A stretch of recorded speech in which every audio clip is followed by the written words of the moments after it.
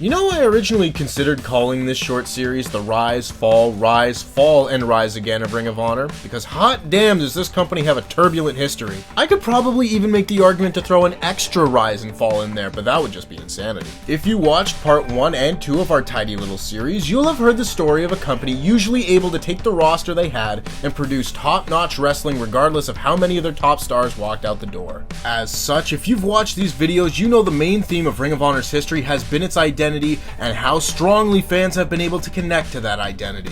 During their early years, their identity was very positive, capturing the imaginations of their fans through great matches and storylines with a roster of insanely talented wrestlers. But as those years went by and ownership and management changed, that strong identity began to wane. Coupled with excessive technical difficulties, ROH lost some of that goodwill they had with their fans, despite still putting on some great matches. As complicated and turbulent as the initial Rise, Fall, however many times over was for Ring of Honor, business had never been stronger by the time ROH pushed onward into 2018.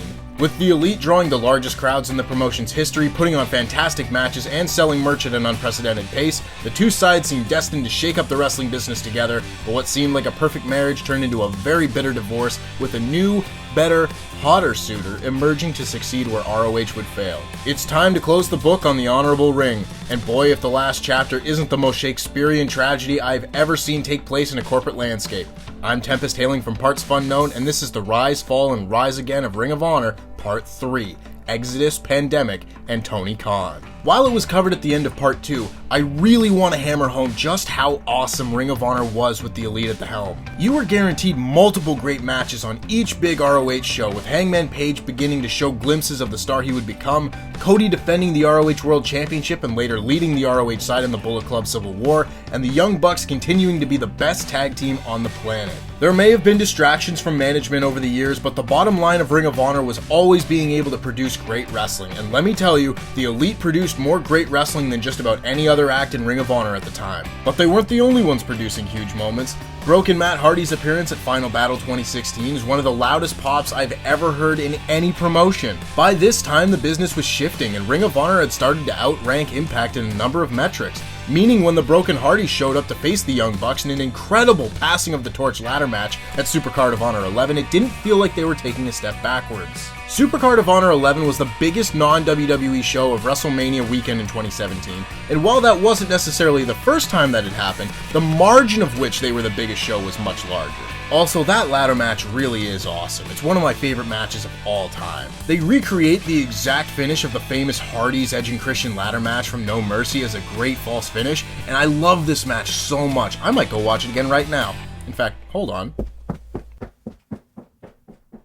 Yep, still f***ing great. There was always something to look forward to during this era. If it wasn't the Hardys, it was Minoru Suzuki challenging Cody for the ROH World title, or any of the redonkulous ladder wars that could stack up against any of the best ladder matches in WWE history and do more than okay. Ring of Honor was just such a solid promotion, and more people had taken notice. A lot of this was discussed in Part 2, but I really need y'all to know just how awesome this stuff was, because it makes what happens next that much harder to swallow. The story of All In has been told and told again over the last few years, but what it came down to is pretty simple. A lot of fans had let it play out long enough and were very tired of the product WWE was offering, and for the first time in a very long while, that growing hardcore wrestling audience was very willing to spend a lot of money if it meant not only seeing great wrestling, but supporting it as well. So while SUPERCARD of Honor 12 drew 6,000 people to see Cody Rhodes pin Kenny Omega in a fantastic match, Ring of Honor would not be the ones to fulfill this growing appetite. Cody Rhodes and the Young Bucks co-promoted All In, the biggest independent wrestling show of all time, selling over 11,000 tickets in under a half hour. You could not have had a bigger sign that pro wrestling fans were ready and willing to invest their time and money in pro wrestling. Seriously, flashing neon lights saying "take our money" would have been the next step, and even then who knows if Ring of Honor would have capitalized on the momentum the hardcore wrestling scene was experiencing.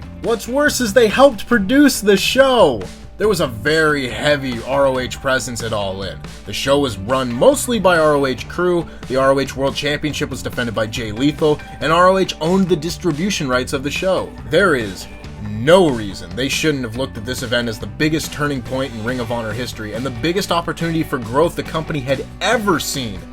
But they didn't. Somehow Ring of Honor chose not to push their chips to the center of the table and held, and before you knew it, it was Final Battle 2018 and nearly every member of the Elite and SoCal Uncensored walked away from the promotion. As I said last time, ROH helping run All In was about as ironic as Bret Hart walking Shawn Michaels through how to put him in the sharpshooter, and sure enough, ROH had about as much luck as Bret did. ROH COO Joe Koff has shouldered the blame for Ring of Honor's cautious approach to this emerging wrestling landscape, but their caution quite literally cost Ring of Honor everything that had made it the second biggest promotion in the US. In one fell swoop, the Young Bucks, Cody, Hangman Page, Christopher Daniels, Frankie Kazarian, and Scorpio Sky were all clicked, dragged, and dropped right in the bin by ROH. While WWE can seemingly get away with the mass releases due to have so much top talent on their roster, a promotion like ROH would not be so fortunate. They had seen stars leave before, that was the only life ROH had known, but this was a mass exodus that they were not prepared for. It was clear there was a steep drop in interest in Ring of Honor following the launch of All Elite Wrestling in 2019,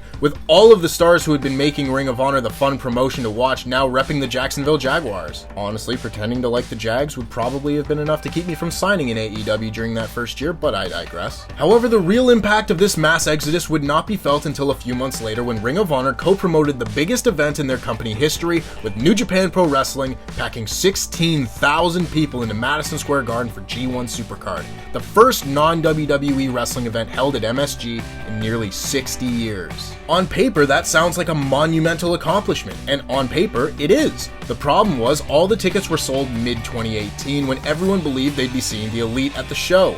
The tickets were sold, but no one could have anticipated the sheer clusterfuckery that would go down inside the world's most famous arena. We went over Ring of Honor's working relationship with New Japan Pro Wrestling in the last video, with ROH serving as the window for North American fans to see their favorite New Japan stars live. For a long time, that worked great, but as the 2010s went on, New Japan Pro Wrestling continued to get more and more popular, and soon enough, they began to run US shows of their own, cutting out the ROH middleman. They still worked together, but there was suddenly a new way for fans to see the New Japan stars straight from the source as New Japan ran their first major events in the United States in 2017.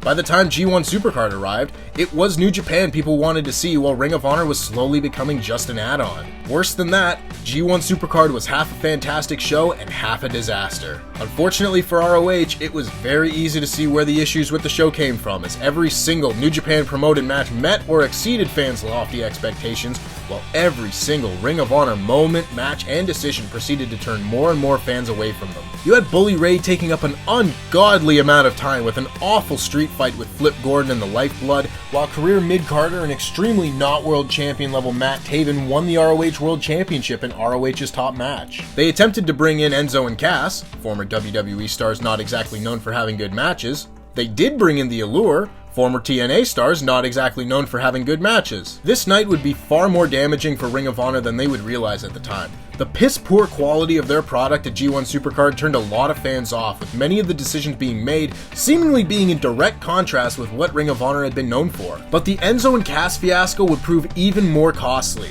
Not only was it a dumb idea that soured the fans, but Ring of Honor had involved them in an angle also involving New Japan stars Evil, Sonata, and the Gorillas of Destiny without New Japan's knowledge or blessing. That would be the unofficial wrap on the partnership between New Japan and ROH, with the former feeling disrespected by the latter's lack of communication. Now you have to consider that not only had ROH lost the services of the Elite and SCU, but they had now lost their direct access to New Japan's roster, meaning those major shows were about to become real miserable. Follow up G1 SUPERCARD with Best in the World 2019, considered by many to be one of the worst pay-per-views of the year, and ROH was in the gutter. This is a story about identity, and Ring of Honor's identity had died a painful death. They trudged along until they and the rest of the world came to a screeching halt in 2020. For all their flaws, Ring of Honor handled the pandemic better than any promotion, paying all of their talent, releasing no one, and when the time came, produced shows from a bubble, surpassing the measures taken by any other company at the time. There's nothing to be taken away from this. During the period where the promotion had the least amount of goodwill with the fans, Ring of Honor stepped up and protected their talent, and top marks will be given for that. However, as fans began to return to shows, it was becoming very clear that there was very little interest in the Ring of Honor product. Over the course of the pandemic, top ROH star and booker Marty Scurll was accused of taking advantage of a 16-year-old girl at a bar. Scurll would state that the encounter was consensual, but his time in Ring of Honor was over nonetheless. leaving yet another major black eye on the promotion that they really could not afford at the time. Finally, fans were able to attend Best in the World 2021. 1,250 fans to be exact. ROH certainly had a number of talented stars on their roster: Jonathan Gresham, Bandito, Dragon Lee, Tony Deppen, the Briscoes, the list goes on, but Ring of Honor no longer had the identity of having the best wrestling in America. In 2021, they weren't even close. On October 27, 2021, ROH announced that they were releasing all of their talent and would be going on hiatus to reimagine Ring of Honor. In short, Sinclair Broadcasting pulled the plug, with Joe Koff shouldering the blame for not being more aggressive in growing ROH in 2018. Final Battle 2021 would be the final show under the Sinclair umbrella, but you could already see glimpses of what was to come next. AEW stars FTR arrived and challenged the Briscoes despite having nowhere to wrestle. A few months of radio silence later, and you had Tony Khan walking out on AEW Dynamite to let everyone know he was the brand new owner of Ring of Honor. The Sinclair era was over, and Ring of Honor was once again in new hands, and not that I'm trying to earn a little extra Khan coin here, but ROH was in far more capable hands than it was. Say what you will about Tony Khan, but he has built a track record for himself, and after 3 years of mostly great booking in AEW, Khan now had the chance to rebuild Ring of Honor anew. SUPERCARD of Honor 15 was the first show under the Tony Khan banner, a stellar show mixing ROH stars with AEW contracted talent, with some independent talent and a smidge of New Japan, with AEW now being New Japan's primary US partner. That catches us up to present day, but this story very clearly is not as close to its end as it seemed 2 years ago. With the association with AEW, Ring of Honor has had access to not only many of the best wrestlers in the world, but many of the men who helped build Ring of Honor from the ground up. It remains to be seen how many of these names will find their way back to the honorable ring, but the prospect of Bryan Danielson, CM Punk, Christopher Daniels, Frankie Kazarian, and Samoa Joe being on a Ring of Honor show in 2022 is particularly magical. It remains to be seen what Tony Khan will do with Ring of Honor in the big picture. They don't have a TV deal, and another pay-per-view has not been announced, but already ROH titles are being defended in AEW, and non-contracted talent like Willow and Dalton Castle have already made appearances. One could spend an entire video just theorizing about what Tony could do with ROH, but in a more vague sense, I don't think the specifics matter. Currently, Ring of Honor is in limbo with a very tumultuous past not far enough down the road to feel comfortable, but with very exciting possibilities ahead. Ring of Honor is without an identity at the moment, as they're largely without a product of their own.